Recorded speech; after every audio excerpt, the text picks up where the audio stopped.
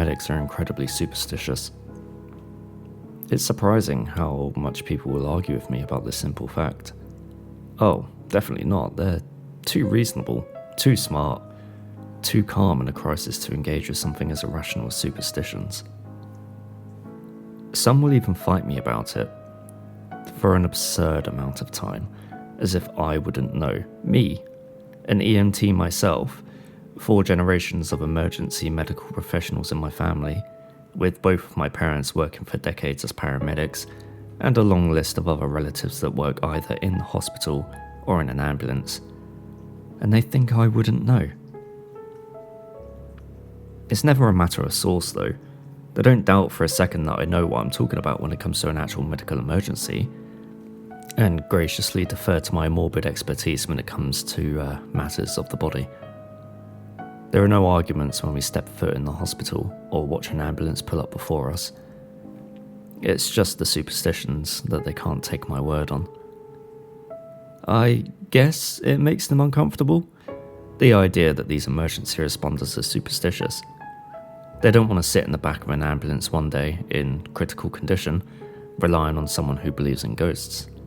They don't want to wonder if the only person that can get them to the hospital alive is worried about the full moon above or the thought of a black cat across their path. So I let the issue drop. But for the record, some paramedics do avoid picking up shifts on the full moon.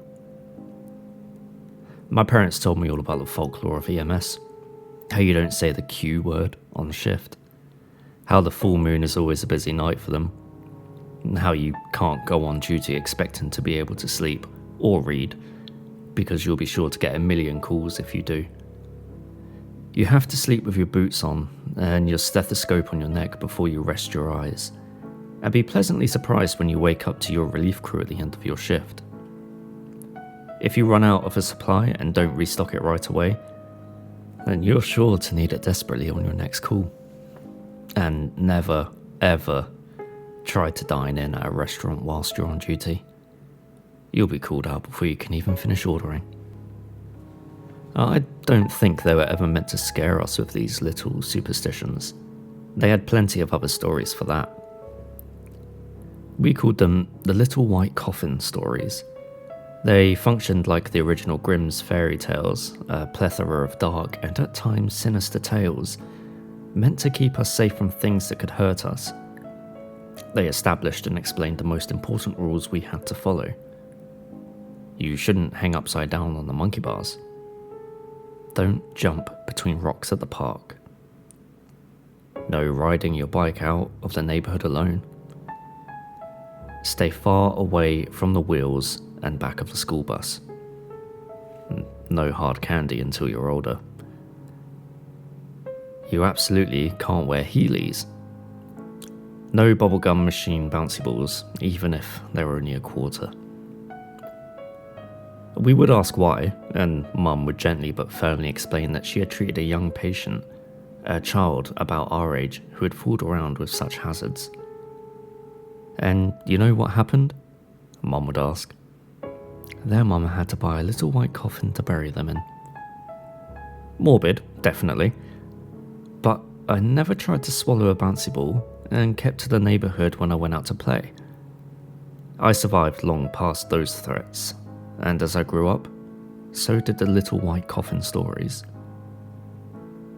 They'd warn us about the dangers of wandering around dark cities at night, the perils waiting in the woods, not only at the hands of wild animals, but at the bottom of steep cliffs, ringed by slippery walking paths when travelled alone. They fervently warned us against the street drugs that they often saw on the job. I remember one night when I was a junior in high school, when my mum had burst through the door after a particularly difficult call. She questioned me, panicked, about any friends I might have had that could have been pushing me to go to parties and try things. It wasn't until I had thoroughly assured her of my relative unpopularity that she relaxed, and explained that she had spent the last hour of her night trying to resuscitate one of my classmates after an apparent overdose. He thought it was just weed, but they're lacing it with something horrible nowadays, she explained, shaken. It took 5 rounds of compressions to get her pulse back. It was hard not to wonder who had been her patient when I returned to school on the following Monday. I'll admit, I listened a little closer during attendance in case there was a name missing. My parents' stories got more detailed once I earned my EMT certificate. I gained access to a lot of brand new little white coffin stories after I started on the truck, like I had become a peer to confide in as well as a daughter to protect. It's like they were trying to brace me, to prepare me for the worst things I could see on the job. I took their stories to heart and even gained a few of my own. After a few years, I didn't think they could say anything about EMS that would faze me. So when my mum mentioned that there was one story she had held back, fearing it would be too unsettling, I have to admit my stomach dropped a bit. She explained that she had neglected to share it, worried that I would be too afraid to go anywhere near the hospital if she told me when I was younger. But I was much older the day she revealed this. And this is the story she told me. When my mum was a young paramedic, she worked for a hospital located in the mountainous woods of northern New Jersey. Most of the time, when people think of New Jersey, they think of the area surrounding New York City, with its sprawling urban streets and cushion of brightly lit suburbs. In truth, the entire state is pretty densely populated, but there are dark, isolating sections of the state that make you wonder just how populated they could actually be. You wonder just how much could be hidden in the trees out there, far away from the bright lights and safe dim of the city. The hospital my mum worked for at the time was, and still is, relatively small. It only has 2 actual hospital buildings with emergency rooms, situated close to the suburbs, but its paramedics were expected to serve the large rural areas to the north with just as much speed and quality of care as the area immediately surrounding the hospitals. So, like hermit crabs finding abandoned shells to nest in, the hospital made a habit of renting old, unused medical complexes for their paramedics to use as their quarters whilst on duty. Stationing them far away from the main buildings allowed the hospital to extend its reach into North Jersey. And this is how my mum found herself spending long, dark nights in a vacant mining hospital, alone, except for her crewmates and the chattering woods that surrounded the small building. For cost reasons, the hospital chose to leave the rest of the facility unused, maintaining a small office area for the crew to post up in. Although it was well furnished with cots, lazy boys, a microwave, a refrigerator, and easy access to a private bathroom, the bright light of the added lamps did nothing to ease the feeling that they were disturbing a place that had been dormant for quite some time, and probably should have stayed that way. But the old hospital space was needed once again to provide aid to the community. Locals had reported enterprising individuals breaking into the nearly abandoned building, so security guards were hired to patrol the area and ensure the crew could return to their quarters without fear. The security team walked through the building constantly during the day, watching for curious explorers and potential squatters. They had been initially hired to patrol the entire building at night as well, in a valiant effort to reassure the paramedics of their own safety. This practice was resoundingly vetoed by said paramedics on their very first night in hospital. The well-meaning security guards shined their bright flashlights into the startled, irritated faces of the medics on duty, waking them up and prompting a string of creative expletives as they expressed their displeasure. So the security guards left them alone. Mum would see them patrolling around the building in their car and checking the other rooms with their bright flashlights, but they were careful to skip the medic quarters each night. Mum was stationed there for months and grew familiar with the echoing silence of the empty halls, the creaking and settling of the old building. Watching the glow of the flashlights drifting between beds in the old patient ward across the building, just barely visible through the windows of her quarters, was soothing. In spite of the little bit of anxiety poking the back of her mind, likely a nagging fear that the guards would unexpectedly wake them up again. It was nice to feel looked after on the long, dark nighttime shifts. Emergency medicine, in spite of its inherent dependence on teamwork, has an uncanny isolating effect on most responders. There was this expectation, as my mum had experienced it, that you had to bear your burdens alone, keep your scene under control, your ambulance clean, and your patient alive. It was, and still is, an exhausting job, and demanded a lot of energy from the paramedics posted in that old building. The deepest hours of the night would settle into a warm, delicate silence as each medic snuck a short nap in between calls. Boots at the ready, bundled in their heavy uniform coats, staving off the ambient anxiety that being on duty imbued them with, they curled up on different bunks and couches, and they rested. And it was on a night like this that my mum first saw something truly strange. She had laid in her bunk, kept awake with the fear of missing a call and the persistent snoring of her partner. She felt grimy, still thinking about the filth she encountered during their last call, which occurred at a hoarder's house. They had barely spent any time in the house itself, quickly moving their patient to the warmth and safety of the ambulance. Still, Mum couldn't shake the memory of the maggot-infested plates of rotten food that balanced precariously atop carefully curated piles of newspapers, plastic lawn chairs, and bags of clothing that stood as tall as she was. The breadcrumb trails of mouse poop that led from these platters and down to the floor didn't do anything to ease her mind. It was the kind of detail that Mum would often catch on scene, a quality that made her an excellent paramedic and made it difficult to move on from such a vivid call. She resigned herself to what was shaping up to be a sleepless night and crept out of her bunk. She would just have to grit her teeth and get through the rest of the shift, resolving to scrub as much of herself as she could without actually taking a shower. Maybe she'd read a bit, or maybe the partial cleanse would soothe her enough to fall asleep.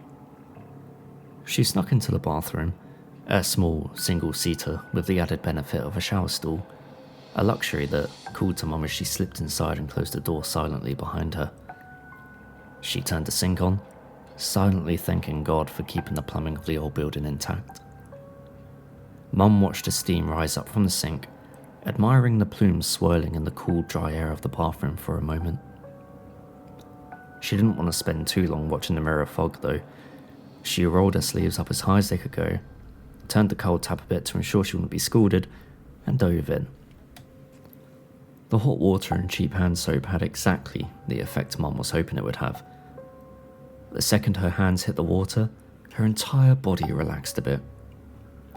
She washed her hands and forearms like she was scrubbing them for surgery, digging under each and every fingernail, squishing the soap between her fingers, sweeping the bubbles over her elbows and awkwardly sticking them under the tap to rinse it all off. It immediately improved her outlook on the rest of the night. She chased this newly restored peace, washing her face, wetting her hair slightly before braiding it back tight against her skull, even stripping her boots and socks off and washing what she could of her feet and calves. Finally satisfied, she sat back and took in the carnage of her sink shower. Discarded paper towels littered the area immediately surrounding the garbage can, which was already overflowing when she started this clandestine bath. While she had done her best to keep the room fairly dry, a few small puddles of water reflected off the slick tiles around the sink, which was thoroughly drenched. Steam filled the room, condensing thickly on the mirror as it rose from the tap, which was still pushing out wonderfully hot water at full blast. Mum shut the sink off, stopping the flow of water. She hadn't realised how loud the rush of water had been echoing in the small room, until it was gone. She finished drying off, put her boots back on, and opened the door to allow the bathroom to dry out as she finished tidying up.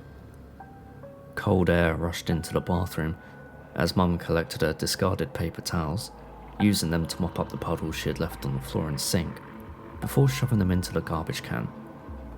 She pressed hard on the pile of towels, compressing them enough to tie off the black garbage bag within. She tugged hard on the bag to try and free it from the can, but the vacuum of air within was working against her. It took an embarrassing amount of wiggling and yanking, but she finally pulled the bag free from the can. Stepping back, triumphant, she turned away from the garbage can. She glanced back at the mirror and jumped out of her skin. A figure stood directly behind her in the reflection, looking over her shoulder, identity obscured by the condensation. Mum spun around, swearing. She assumed one of the other paramedics had crept up on her, either her partner or one of the men on the other ambulance unit stationed there with them. But when she turned around, there was no one there. She was initially confused, but quickly became irritated. Clearly, one of the members of the brain trust she worked with was trying to tease her. She was intimately familiar with this brand of jackassery, having been both the victim and perpetrator of a number of EMS jokes, elaborate pranks, running gags, morbidly hilarious uses of cadaver brains and intubation kits. She'd seen it all, and she was not in the mood for any of it at the moment. Mum grabbed the garbage bag and swept out of the bathroom, looking around the main room to see which idiot had decided to sneak up on her in the middle of the night. Her partner continued snoring away in the bunk where Mum left her. Around the corner of the angled room, Mum could see both men on the other unit still nestled under their blankets and coats. The only activity in the room was the gentle sway of the oscillating space heater and the glow of the television, which only showed a blank blue screen. Mum had considered the relative innocence of the other paramedics, as well as the bad luck she would absolutely summon if she woke them up for any reason but an impending emergency call. She huffed. They earned a wake-up call, she decided.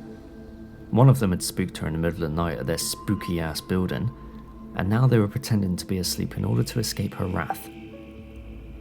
She started walking towards her partner, ready to poke her awake, when she heard something. The sound of running water stopped her in her tracks. She stood there, confused. Hadn't she turned the water off? She was certain she remembered turning the water off. She dropped the garbage bag by the door to their quarters and went back into the bathroom. Sure enough, the hot water sprayed into the sink basin on full blast as billowing steam rose up again. Huh. Mum considered the tap for a moment, malevolent prank now forgotten. Before she reached forward and turned it off, she twisted the valves hard, already trying to explain the phenomenon away. She returned to her bunk, now blissfully drowsy. Sitting on the thin mattress, she racked her brain, trying to remember when she had turned the sink back on and why. It was as she considered some faint desire to wash her hands again after handling the garbage bag that she heard it.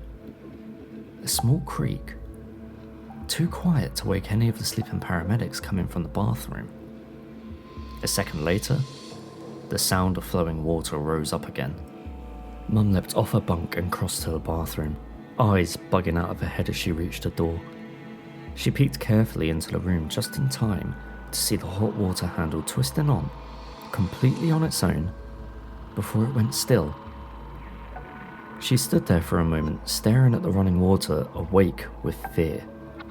Her mind raced, trying desperately to find a reasonable explanation for what she just saw. But nothing came to her. She stepped up to the basin, trying to ignore the figure once again lurking over her shoulder in the mirror's reflection as she washed her hands one more time. She turned the tap off, dried her hands, and used the paper towel to turn the light off as she left the bathroom behind. Mum sat on her bunk staring at the open bathroom door. Hours later, as the sun rose and signalled the end of her shift, her partner awoke to find Mum sitting there, still staring at the empty bathroom. Good morning, Lauren said, swinging her legs off the bed and rubbing her eyes. Did you sleep? Mum said nothing at first, brows still furrowed in concentration. Corinne? Lauren prompted. Mum looked at her friend, still thinking. Yeah, little, I think. Lauren grunted, rising to stretch and collect her things. Mum kept staring at the bathroom, the movement of the other medics soothing her nerves. Hey, Lauren? Mum drew her partner's attention. She had tried to think of a reasonable way to ask if she had seen a ghost in here before, or maybe if she had a waking dream. She finally gave up. What's the deal with the plumbing here? She asked instead. Ghost stories were not uncommon among emergency responders, but Mum was still reluctant to publicise the fact that she believed in them. They were quite common among volunteer ambulance squads, which could be a tricky group to align with in New Jersey EMS. And whilst average citizens often lauded the EMTs and other responders that volunteered their time to provide free or significantly more affordable emergency medical care to their communities, there was a bit of prejudice against them in the eyes of paid responders. Certain squads were well regarded, while others were considered completely incompetent. The perception of an inconsistent quality of care among the volunteers as a whole often encouraged a bit of a superiority complex in the paramedics and paid EMTs. Even today, EMS personnel will refer to certain providers as paid volunteers, an insult used against a paid first responder whose competency is questionable. Mum didn't want to be marked as a paid volunteer, so she didn't discuss what she had seen with any of the other paramedics who stayed in the old hospital with them. The only person she'd talked to about ghosts and hauntings was with her partner Lauren. And whilst Lauren didn't think a ghost could really move things or meddle with real objects, and let Mum know exactly how crazy the concept was to her, she wouldn't hold it against Mum for bringing the topic up. Plus, she had been having odd dreams while stationed in that building, which, if nothing else, had some psychological implications she thought worth exploring. Still, Lauren fell asleep promptly when their unit was given the chance, dreams be damned. Mum, on the other hand, found it much harder to nap in the wake of the bathroom incident. She sat up most nights, watching the flashlight pop through the ward, listening to Lauren's gentle snoring. She tried to explain it away, even going so far as to look into misbehaving sinks to see if anyone else had an issue with their tap spontaneously turning on. The only cases she found like hers were in discussions around paranormal activity. While this did nothing to soothe her anxiety, eventually the sleep she was losing caught up with her. And though she worked the night shift, the rest of the world demanded her attention during the day and left her too tired to be kept awake by ghost stories and malfunctioning plumbing. It wasn't long until she was able to doze off between calls once again. One dark night, nestled in the cocoon of her blankets brought from home, Mum slept soundly. It had been a long day, trudging through the midwinter chill on an endless parade of errands, and Mum slipped into a deep sleep the moment she laid her head down. Time slipped by quickly while the paramedic slept. An early sunset gave way to a clear evening sky, stars emerging from the inky blue expanse of the heavens as the night wore on. Unbeknownst to them, the swaying beam of a flashlight appeared in the window of the old ward, on the far end of the hospital. It worked its way slowly through the building, room by room, as the moon dragged across the sky. Eventually, the flashlight shone on the door to the medic's quarters. It glanced across the sleeping forms of the paramedics, who remained undisturbed. It wandered around the room, illuminating stray boots, books open and face down to keep the reader's place, extra snacks taken from hospital break rooms scattered around the space. One of their radios chirped quietly, too quietly to wake any of the paramedics. The volume had been lowered too far, an oversight that the sleeper medics remained unable to remedy as the flashlight beam fell on the radio. "Hey, look alive!" Mum stirred, an insistent whisper waking her up. She kept her eyes closed, trying to hold on to the last few moments of sleep. She was working with Lauren that night, she remembered, So surely the man she heard speaking was actually talking to his own partner. The voice spoke again. Wake up. It felt like it was mere inches from her ear. Fear jolted her, melting quickly into anger as she sat up, ready to give the other medic a piece of her mind. The other 3 occupants of the room laid in their bunks, still fast asleep. Mum looked around for a moment, trying to understand what woke her up, but all was still. A few moments later, the radio chirped. 52? The dispatcher asked quietly. Mum's stomach flipped as she got out of her bed and crossed to the walkie. 52 here, she replied. She turned that moment over in her mind as she roused Lauren, got her things together, and loaded into the ambulance. She tried to convince herself that she had heard the dispatcher over the radio, calling to her, waking her up. But the deep baritone voice that woke her up sounded nothing like the gentle soprano that described the emergency they were responding to. Not long after that night, the medic unit was moved once again. Things were always changing as the hospital acquired and sold buildings around the county, so this was nothing new. Mum and the other paramedics who had been stationed in the old mining hospital were soon redistributed to other units throughout the area, occasionally bumping into each other and speculating idly about the strange things they witnessed in the old building. One day, they decided to reach out to the security personnel who had patrolled their rickety hospital. The men had watched over them after all, and been kind enough to do so even after getting an earful about waking the sleeping medics. The guards and the paramedics laughed and chatted together at a bar not too far from the old hospital, basking in the joy of a shared evening off. "Hey, by the way," Lauren said in a quiet moment, "thanks for letting us sleep. It was reassuring to see you guys sweeping the rest of the building." The guards looked perplexed. "What are you talking about?" one asked. Lauren furrowed her brow. "I'm talking about your patrols? How you didn't wake us up again when you did your walkthroughs?" "Oh, we didn't do any more walkthroughs," the younger of the 2 guards said offhandedly, finishing his drink. The more senior guard explained. "After we realised you guys were occupying that wing, we just checked all the other doors and did a drive-by. Most nights we didn't even go into the building, let alone sweep the halls."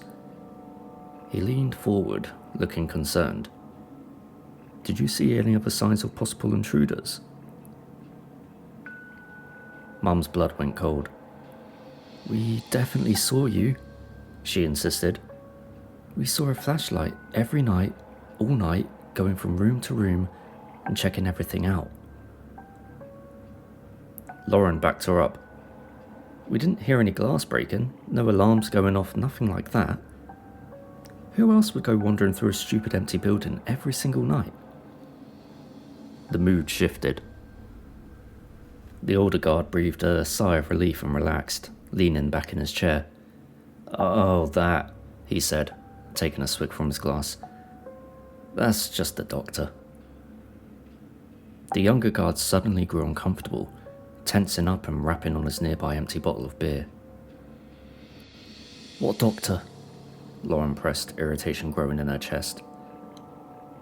The older guard groaned as he settled back in his chair, leaning his arm against the bar top.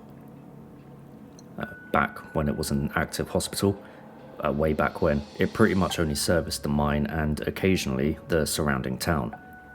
It was the only hospital most of the people would ever see, but it was still too small and remote to pull a full staff away from one of the bigger hospitals down in Morris County. The staff they did have worked every day, sometimes around the clock. Just a few nurses, some housekeepers, and at least one doctor. The younger guard started tearing bits of paper off of the label of his bottle as the older guard continued. "He wasn't the only doctor that worked up here, as far as we know, but he might as well have been for all he did for the area. He lived right next door to the hospital, but most nights that was still too far away from him.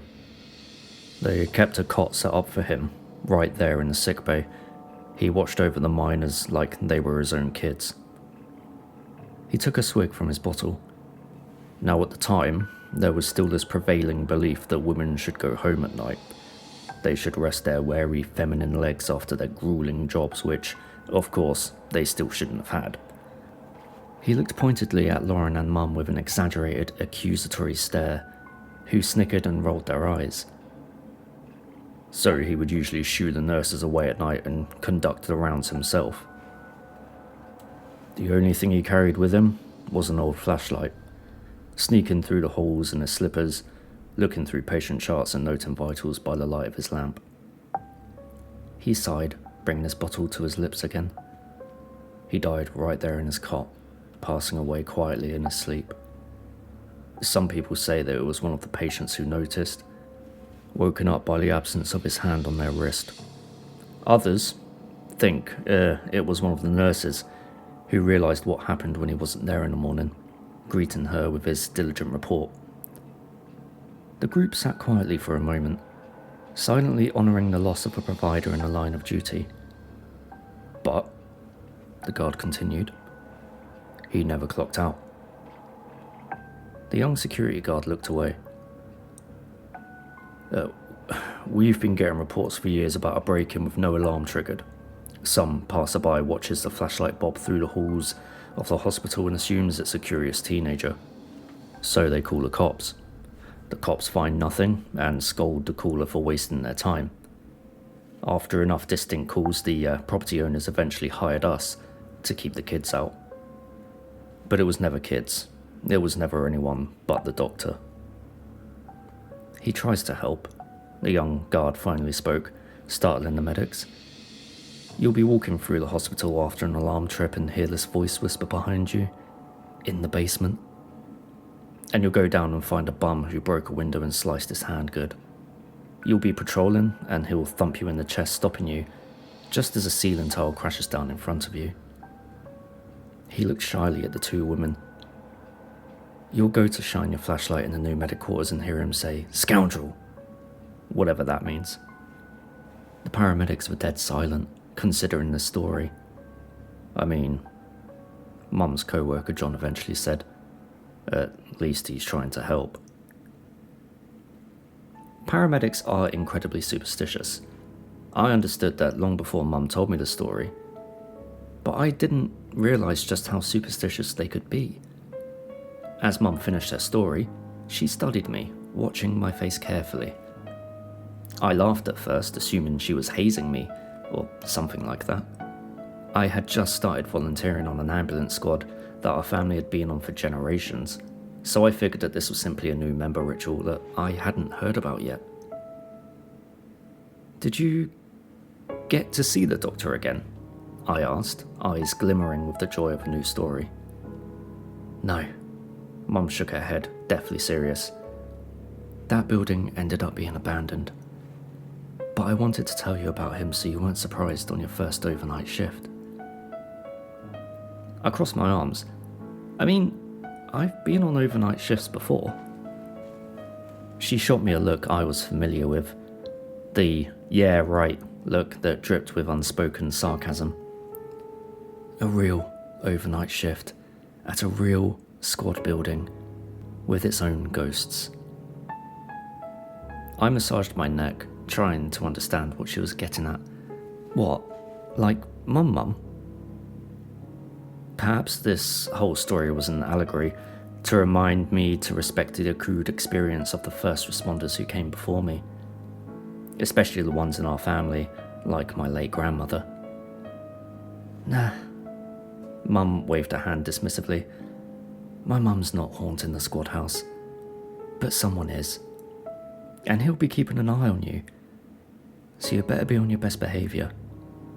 Alright, Mum, I chuckled. I'll be good. I forgot about Mum and the doctor as the evening sank into night. My shift was fairly uneventful, with only a few calls early on, and I was fortunate enough to grab a few hours of sleep.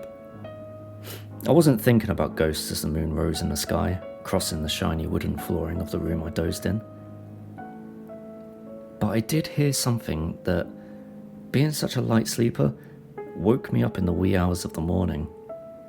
A squeak, like work boots sliding against a hardwood floor. As I drifted into consciousness, I heard a voice, a gruff male voice, right in my ear. Hey, It grunted. come on, up! My eyes flew open, and I shot bolt upright in bed, ready to apologise to a senior squad member about whatever call I'd clearly slept through. But I was alone. My partner snored in the next room over, the only other sign of life in the deserted building. I was about to lie back down when I heard the tones, squeaking out far too quietly from a mobile radio set in my partner's room. We had a call to respond to. I roused my partner, laced up my boots, and tried to fathom what I'd just experienced as we raced towards the emergency. I've had a few years to think about it now, and I think the answer has always been clear. Paramedics are superstitious, and now I am too.